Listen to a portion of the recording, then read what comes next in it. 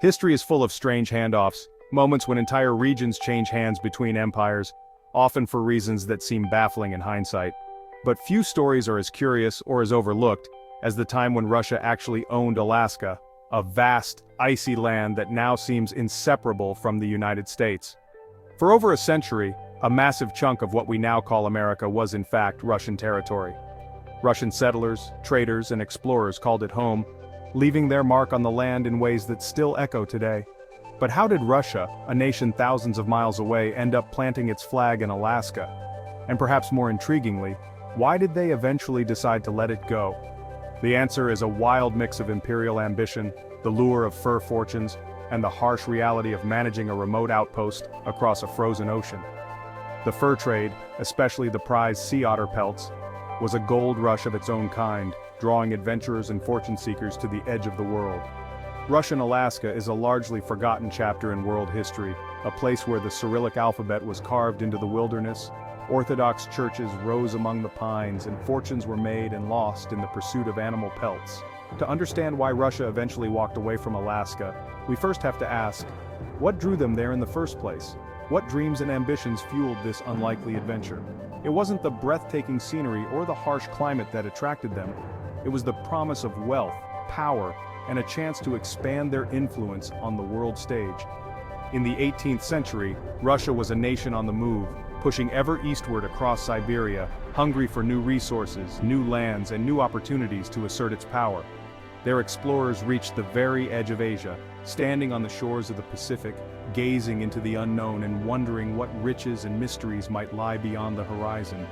The only way to find out was to build ships, gather crews, and set sail into the vast uncharted waters, risking everything for the chance to claim new lands. This was more than just an expedition. It was a bold gamble for the future of the Russian Empire, a high-stakes adventure that would shape the destiny of two continents. In the early 1700s, Russia was a nation on the brink of transformation. Under the rule of Tsar Peter the Great, the country was being forcefully dragged into modernity. Peter was determined to pull his vast traditional empire into a new era, one that would rival the great powers of Europe. Peter was obsessed with the idea of turning his landlocked realm into a formidable naval power. He believed that Russia's future depended on access to the world's oceans, and he was willing to do whatever it took to make that vision a reality. To achieve this, he built the city of St. Petersburg from scratch, carving it out of the marshlands as a window to the west. He personally learned the art of shipbuilding, inviting foreign experts and sending Russians abroad to master the craft. Peter dreamed of Russian ships sailing to distant shores, connecting his empire to global trade and influence. Meanwhile, Russian pioneers and explorers had already pushed the empire's boundaries eastward, all the way to the remote Kamchatka Peninsula, the very edge of Asia where the land meets the vast Pacific Ocean. Old legends, rumors, and mysterious maps hinted at land across the water somewhere beyond the horizon.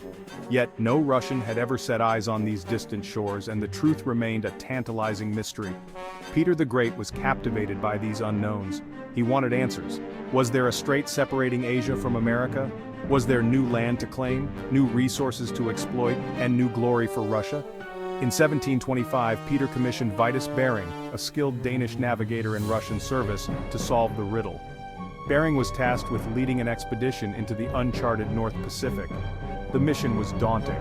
Build ships on the remote Kamchatka coast, then sail north and east to discover if America truly lay across the sea. It was a journey into the unknown, with no guarantee of success. The logistics were staggering. Every nail, plank, and provision had to be hauled thousands of miles across the frozen Siberian wilderness. The journey itself was an epic feat of endurance and determination. But Peter's vision would not be denied. With the stage set, Bering and his crew prepared for one of history's great voyages, a quest that would change the map of the world and expand Russia's reach to the Pacific. Russia stood ready to chase its Pacific dreams. The unknown beckoned, and the empire was poised to answer the call, setting sail into a new chapter of exploration and ambition. Vitus Bering's journey was nothing short of grueling. Imagine hauling tons of supplies across the vast, frozen expanse of Siberia, braving biting winds and endless snow. The men faced exhaustion, hunger, and the constant threat of wild animals. After months of hardship, They finally reached the Pacific coast, where they had to build a ship from scratch, using whatever materials they could find in the remote wilderness. With their makeshift vessel, they set sail into the unknown, quickly swallowed by thick, disorienting fog. The sea was cold and treacherous, and visibility was almost zero. Every day was a gamble with nature. In 1728, Bering navigated through the narrow strait that would later bear his name. This daring voyage proved, for the first time, that Asia and North America were not connected by land but separated by water, a revelation that changed the world's understanding of geography. Yet, in the relentless fog, Bering missed the Alaskan coast entirely. The land was so close but hidden from view, and the opportunity slipped by. Back in Russia, the court was not satisfied. They wanted more than rumors and maps. They wanted proof and riches. So, in 1741, Bering was sent back, this time leading a much larger and better-equipped expedition.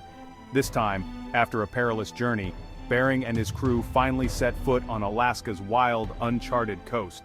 They confirmed the existence of a new continent, a land rich with untold possibilities. Among the crew was naturalist Georg Steller, who wasted no time. He raced ashore, eager to explore, and quickly began cataloging strange new plants and animals never before seen by Europeans. Steller's discoveries provided undeniable proof of a new land, teeming with life and scientific wonders, but the return journey was a nightmare. The crew was ravaged by scurvy, battered by relentless storms, and pushed to the brink of despair. Their ship, the St. Peter, was finally wrecked on the desolate shores of Bering Island. Vitus Bering himself did not survive the ordeal, and the remaining crew faced a brutal, freezing winter, building shelters from driftwood and scavenging for food. To survive, the desperate men hunted sea otters, whose incredibly soft, dense fur kept them warm in the harsh climate. When the survivors finally made it back to Russia, they brought more than just tales of hardship and discovery. They returned with sea otter pelts, softer and more valuable than anything seen before. These luxurious pelts would soon become the most coveted commodity in Russia, sparking a frenzy for fur that would reshape the region's future.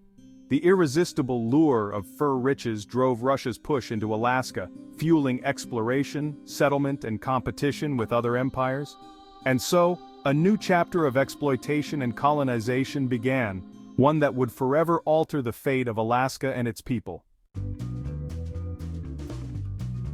The survivors' sea otter pelts caused a sensation in China, fetching astronomical prices. Suddenly, Alaska became a land of floating gold.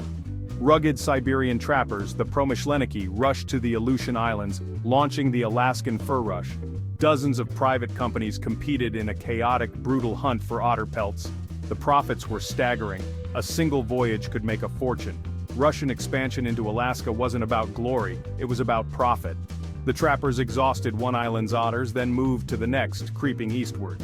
This wasn't a grand imperial plan, it was messy, driven by greed. Makeshift hunting camps slowly became the first Russian settlements.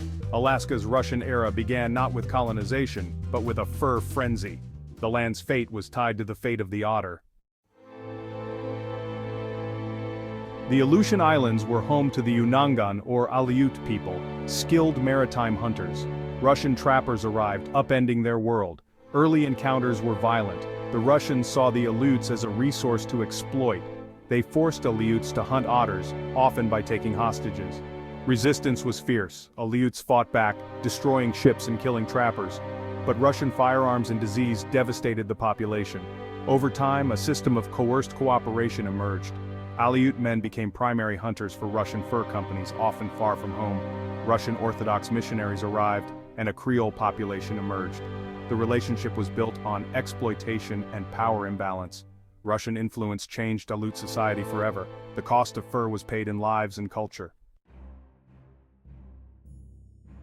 By the late 1700s, Alaska's fur trade was chaos. Rival companies, plummeting otter numbers, and native exploitation. The Russian government imposed order by creating the Russian-American Company in 1799. Granted a monopoly, the company ruled Alaska like a private empire. Alexander Baranov, its first manager, became the de facto ruler. He consolidated settlements, expanded east, and clashed with the powerful Tlingit people. The Tlingit destroyed the Russian fort at Sitka, but Baranov retook it, founding Novo-Arkhangelsk. The company built forts, regulated the fur trade, and sponsored exploration, even reaching California. For a time it seemed Russia's North American empire might last, but the company's methods remained harsh, and the colony's future was uncertain. Alaska's fate was tied to the fortunes of fur and the ambitions of distant rulers. Russia dreamed of a Pacific empire, colonies supplying food, challenging Britain and Spain, and projecting power. But Alaska was impossibly far from St. Petersburg. Supplying the colony was a nightmare. Everything was expensive and slow. Competition was fierce. The British, Spanish, and especially the expanding United States all wanted a piece of the Pacific. American traders undermined the Russian monopoly, trading guns and liquor for furs. Russia's California outpost Fort Ross failed to feed Alaska and was eventually abandoned. By the 1840s, the Pacific dream was fading. Alaska became a costly, hard-to-defend liability. The empire had stretched too thin. The threads holding Russian America together were unraveling. The end was near. By the 1850s, Alaska's fur trade had collapsed. Otters were nearly extinct, and the colony was a financial drain. The Crimean War exposed Russia's weakness. Alaska was vulnerable to British attack. Better to sell than lose it for nothing. The US was the logical buyer. Growing, but not a direct rival. Selling Alaska would check British ambitions in North America. After the Civil War, negotiations began. In 1867, the US bought Alaska for $7.20 million, about 2 cents an acre. Americans mocked the deal as Seward's folly, seeing only a frozen wasteland, but Russia saw it as a smart move, unloading a liability and tweaking a rival. The Russian flag came down in Sitka, the American flag went up. Russia's American chapter was over. Alaska's future was now in American hands. The world map had changed forever. At first, Alaska seemed like a mistake, ignored and forgotten. But the Klondike Gold Rush of 1896 changed everything, repaying the purchase price many times over. Later, oil discoveries transformed Alaska into an economic powerhouse. Its strategic location made it vital in World War II and the Cold War.